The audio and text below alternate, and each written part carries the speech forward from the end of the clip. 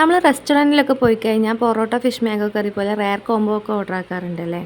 അതേപോലെ ഒരു fish mango കറി കണ്ടാലോ. സിലോപ്പി മീനാണ് കേട്ടോ എടുത്തിരിക്കുന്നത്. 3 വലിയ തക്കാളിയും ഒരു നാരങ്ങ വലുപ്പത്തിലുള്ള പുളിയും ആദ്യം തന്നെ വേവിക്കുന്നുണ്ട് കേട്ടോ. ചൂടാറിയ പിന്നെ ഇതിനെ കൈകൊണ്ട് തന്നെ പിഴിഞ്ഞെടുക്കുന്നുണ്ട്. തക്കാളിയുടെ പൾപ്പ് കളയരുത്, തോല് മാത്രം കളയാം. കുറച്ചധികം ചെറിയുള്ളി തന്നെ എടുത്തിട്ടുണ്ട്. ചെറിയുള്ളി ഇടുമ്പോഴാണ് കറിക്ക് ടേസ്റ്റ് കൂട്ടണത്. 4 പച്ചമുളകും കീറിയെടുക്കുന്നുണ്ട്. ആവശ്യത്തിനുള്ള മുളക് പൊടി, മല്ലിപ്പൊടി, മഞ്ഞൾപ്പൊടി, ഉപ്പ് എടുത്ത് വെച്ചിട്ടുണ്ട്. മൺചട്ടിയിലാണ് കേട്ടോ വെക്കണത്. കുറച്ച് മാത്രം ഓയിൽ ഒഴിച്ചാൽ മതി. കുറച്ച് ഉലുവയും കുറച്ച് ജീരകവും ഇടുന്നുണ്ട്. കട്ട് ചെയ്ത് വെച്ചിട്ടുള്ള മാങ്ങ, ചെറുള്ളി, പച്ചമുളക് ഇട്ട് കൊടുക്കാം കേട്ടോ. എടുത്ത് വെച്ചിരിക്കുന്ന പൊടികളെല്ലാം ഇടാം. പൊടികൾ കരിയണതിന് മുമ്പ് തന്നെ തക്കാളി പുളി വെള്ളമല്ലേ, അത് ഒഴിച്ചു കൊടുക്കാം കേട്ടോ. കൂടെ തേങ്ങയും ആവശ്യത്തിനുള്ള വെള്ളം ഒഴിച്ചു കൊടുക്കുന്നുണ്ട് കേട്ടോ.